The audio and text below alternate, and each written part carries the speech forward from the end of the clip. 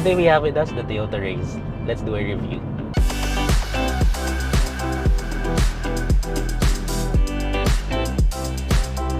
The Raize is Toyota's entry into the budget subcompact SUV segment. Since its launch last year, it has gained a lot of popularity. In fact, it was the 7th best-selling car in the Philippines for 2022, with over 13,000 units sold. And we're here to see why. Let's talk about pricing first, because this is the top-spec Raize 1.0 Turbo, which is priced at 1,051,000 Philippine pesos, which is quite affordable. First, taking a look at the exterior, the Raize surely looks good. It may be small dimensions-wise, but we get a large front grille and large multi-reflector LED headlights with sequential turn signals to give it some presence. Also found here are halogen fog lights, some LED DRL strips, and even front sensors, which is unusual at the price point. The side of the Raize features mostly clean straight lines. This one proudly wears the turbo badge on the front fender, and it also has a two-tone color with a black roof and black side mirrors. The wheels are 17-inch two-tone alloys wrapped in Dunlop and the saved tires. I also really like the touch-sensitive smart entry function, as you don't always have to use your finger as I'm showing you now. And towards the back, this looks sporty with its very angular lines. The taillights are LED, and we also have a third brake light up top. Like in front, there are parking sensors here. And once you open the tailgate, it reveals between 300 and 400 liters of space, which is pretty standard in the segment.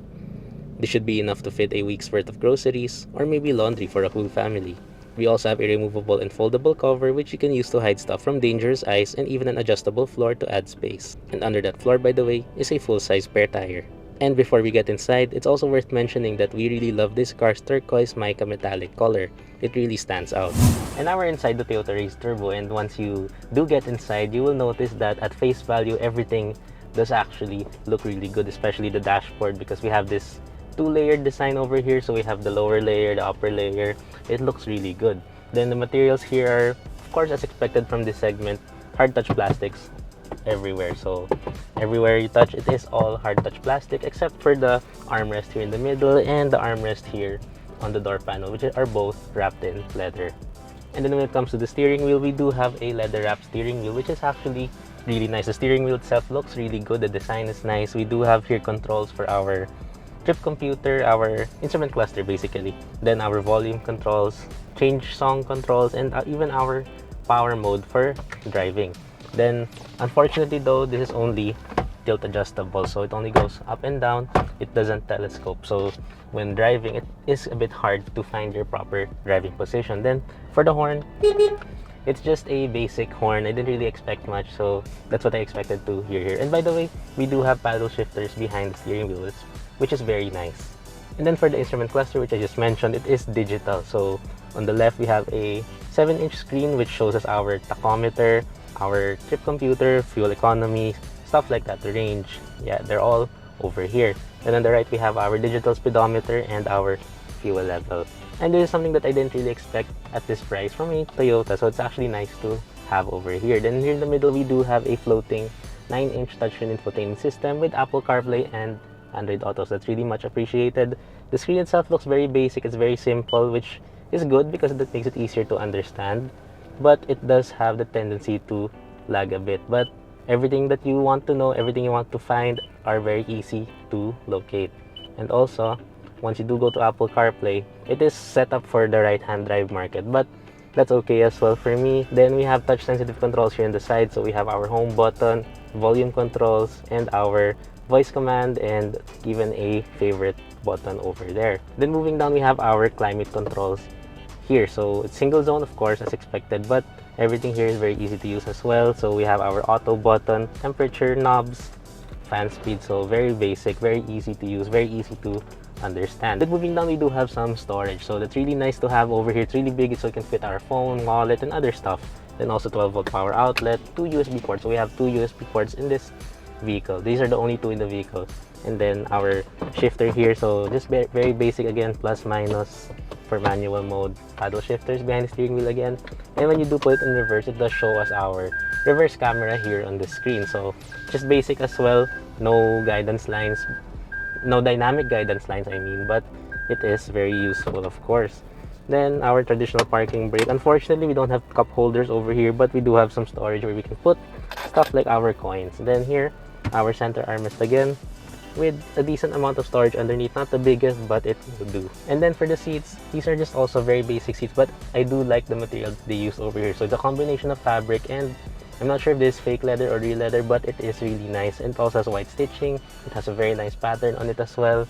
And it is very comfortable for shorter drives. But when it does come to longer drives, you may find your back aching a bit, especially with the lack of support. But I guess that is also expected from this vehicle. And before we move to the back, there are a few things that I would like to mention, such as the placement of some controls. So there are actually times that I accidentally pressed the fan speed knob instead of the start button, which is located right next to it. So there is that. And then the materials themselves, while I'm okay with having hard touch plastics, they don't feel the best. They feel really cheap actually, especially with the textures that they used. And there are plenty of gaps between the panels, which don't really look that good. But I guess again, we really expected it from this, especially because it's very affordable. And lastly, the armrest does rub on the driver's seat, so it does get a bit annoying, especially when you're driving and you're passing through some bumpy roads.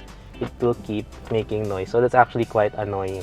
And now we're here at the back of the Raize Turbo, and what I do have to say back here is that there's really not much to talk about. So first, the seats, they're a bit flat, but they do have the same material as in front, so that's really nice. So we have the same leather, same fabric, and again, it's really flat. There's no support. You will be sliding around here when your driver does get a bit aggressive, and it is a bit hard to find comfort, at least for me, because it really is flat. I really had trouble finding comfort here, and also there's a lack of thigh support, but space is pretty good here. So headroom, pretty good.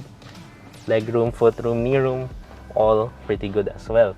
I'm about 5 feet and 7 inches, by the way, and the seat is placed a bit higher, so there is that to add a little bit of comfort despite the lack of general comfort back here. And also, we don't have a center armrest over here, only on the sides, and materials have also been downgraded compared to the front. So everything here is hard touch plastic now. Don't expect to find any soft touch materials even on the armrest on the door. And also, there's no USB port, no aircon vents. Those are expected, but at least we do have 2 rear pockets behind the front seat. And now we're driving the Toyota Raize Turbo. So I was actually surprised about how this vehicle does, and there's a no overtaking zone, by the way, so that Nissan Kicks is violating anyway. So this is actually my first time to experience the Toyota Raize ever since it was launched here last year. So what it actually did to me surprised me, because I wasn't expecting this to drive any well. It's a cheap car, it's a cheap crossover. I really didn't expect much, but it actually surprised me how it performs. So let's talk about the engine first. So this is powered by a 1-liter turbocharged 3-cylinder gasoline engine that produces 98 horsepower and 140 newton meters of torque paired to a CVT. And while those numbers may seem really small, it's actually quite good, because when you accelerate, once you put your foot down, the vehicle does respond really well. There are no delays, which is really surprising even if you don't put it on manual mode. So that's something really good. So it does provide really decent power delivery, and also really good torque, low end torque, mid end torque. It's really good, something that I really didn't expect from this vehicle. I must say that the turbo badge that we saw earlier outside is actually the magic word for this vehicle. So you see that badge, you expect something that would be fun to drive. So I actually really had fun driving this car. And while I did have lots of fun driving this vehicle in terms of its engine, the handling is really not the best, if I'm being honest. So steering feel, of course, is what you'd expect from a crossover. It's light, although it is a bit heavier than I expected. So there is that. It's a bit weighted, which I was surprised about, but at the same time, it's also very vague. So you don't really know where the vehicle is going when you're steering. So when you do your inputs, you don't know where you're actually pointed. You don't really feel the road. So that's something that is a bit disappointing, but it's also a bit expected at the same time. Handling also is pretty good, so nothing special. It's just there. It just handles good. It's good as it is. So when you're driving the city, you won't mind it.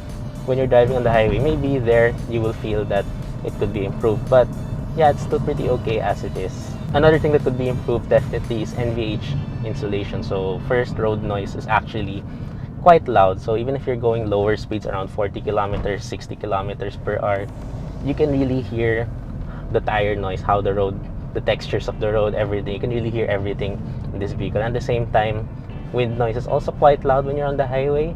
And then there are lots of vibrations coming into the cabin from the 3-cylinder engine. Although again, that's expected from a 3-cylinder engine because of the odd number of cylinders, but still, that other brands are able to do better when it comes to insulating that vibration.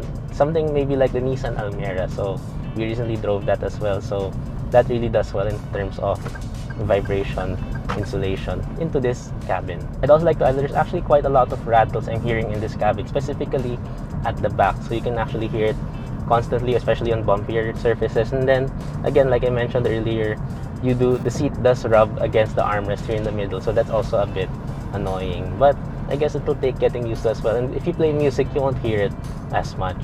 And then going back to the good things about this vehicle, so we really have good visibility because of the shape of the vehicle. So it's not very sleek, but it does look really good, right? So that will also help in terms of visibility because we have a really expansive windshield, really big windows, and also really big side mirrors. Although they look a bit weird when you look at it right now, but they're also pretty big, so that's really good. It helps in visibility. And there's also blind spot monitoring for this vehicle, so that also helps when it comes to visibility. So for a quick recap, the vehicle does perform really well when it comes to the engine, and then it could be improved when it comes to handling and NVH insulation. But another good thing about this vehicle is the fuel economy. So that's something that this vehicle should really be proud of, because this vehicle can actually do 24 kilometers per liter on the highway, which is of course a really good number. So it really helps that this has a CVT and a small turbocharged engine. And then at the same time, inside the city, we're able to achieve up to 14 kilometers per liter in light conditions. So that's also really good. And then even if you do encounter some heavy traffic, some slowdowns, it still does pretty well at around 9 and 10 kilometers per liter. So that's really a good thing about this vehicle, fuel economy. The Toyota Raize definitely has its imperfections, but it's not hard to see what makes it so popular. It's affordable, has a decent standard equipment list, drives well enough, looks good, and most importantly, is fuel efficient. No wonder it's one of the top 10 best-selling vehicles in the Philippines.